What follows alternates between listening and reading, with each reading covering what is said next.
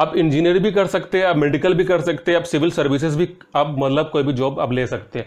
लेकिन बात क्या होता है कि आपका जो माइंड है, आपका जो ब्रेन है, या आपका जो कैपेसिटी पोटेंशियल है वो किस फील्ड में है।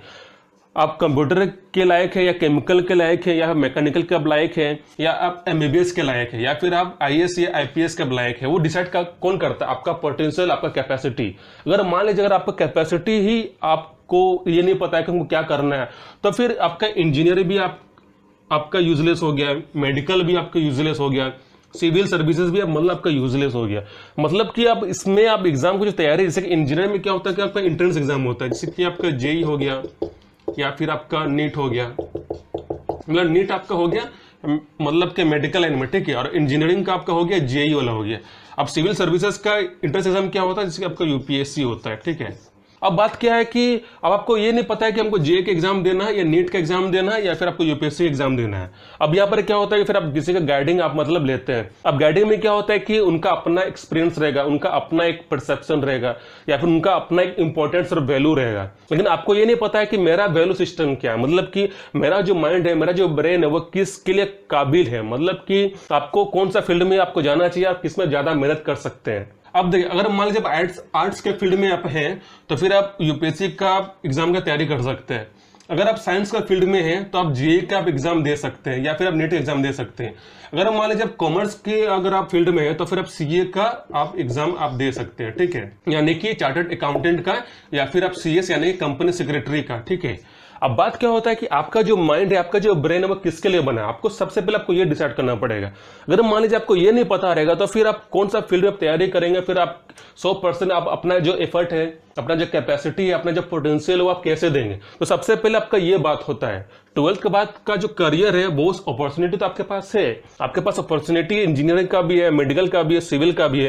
लेकिन आपका माइंड किस हिसाब से बना, मतलब कि आप कौन सा भाषा आप समझना चाहते हैं, आपका जो कॉन्सेप्ट है वो किस पे आपका मतलब मन लगता है। आपको सबसे पहले ये समझना पड़ेगा। जब तक अपना इंटरेस्ट का सब्जेक्ट को आप नहीं समझेंगे, तब तक आप किसी का भी तैयारी करेंगे ना, उसमें आपका रैंक आपको कुछ खास मिलेगा नहीं।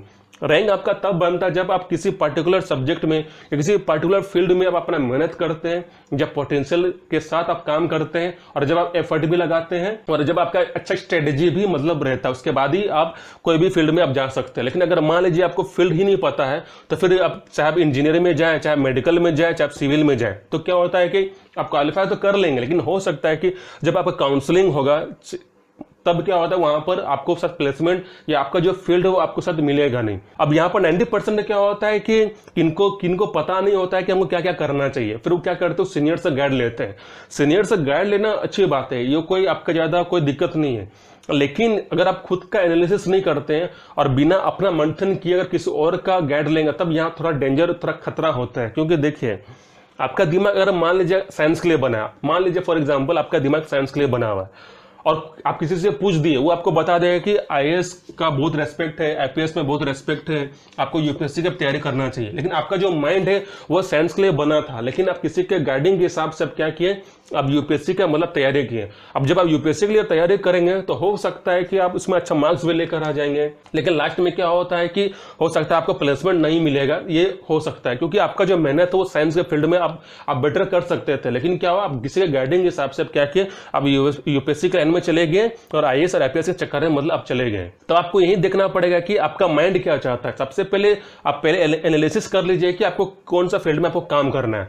जब आपको पता चल जाएगा आपको इस फील्ड में काम करने से, फॉर एग्जांपल आपको पता चले आपको साइंस के फील्ड में मतलब काम करना है, ठीक है, अब क्या करना है कि आपको साइंस के बैकग्राउंड से जो स्टूडेंट है या जो सीनियर जो कैंडिडेट है, फिर आपको उनसे राय लेना है। लेकिन पहले आपको राय लेना नहीं है, सबसे पहले आपको एनालिसिस कीजिए कि आपका माइंड किसके लिए बना हुआ है। अगर आपका माइंड साइंस के लिए बना हुआ है, तब आपको उसके बाद क्या करना है कि जब आप बहुत अच्छा से डिस्कवर कर लिए, आप बहुत सारा इंटरेस्ट ले लिए कि हमको साइंस में ही कुछ करना है, कुछ बनना है करियर में, उसमें हमको अपॉर्चुनिटी हमको हासिल करना है, उसके बाद फिर आपको क्या करना है कि साइंस का जो कैंडिडेट है, जो साइंस का बैकग्राउंड से आते हैं, फिर आपको उनसे मदद लेना चाहिए। उनके फिर आप वहां जाकर फिर आपको तो इन्फॉर्मेशन तो नॉलेज आपको लेना चाहिए। लेकिन जब तक आप खुद इंटरेस्ट के साथ कोई भी फील्ड में काम नहीं करना चाहते हैं, तब तक फिर आपको किसी गाइड मतलब लेना नहीं है। सबसे पहला स्टेप क्या होता है कि आपको ये देखना पड़ेगा कि आपका इंटरेस्ट ऑफ फील्ड कौन सा है। उसके बाद फिर क्या करना होगा कि जिस इंटरेस्ट का फील्ड आपका है, फिर उसी इंटरेस्ट का फील्ड में किसी से आप पूछिए, सलाह लीजिए, इन्फॉर्मेशन लीजिए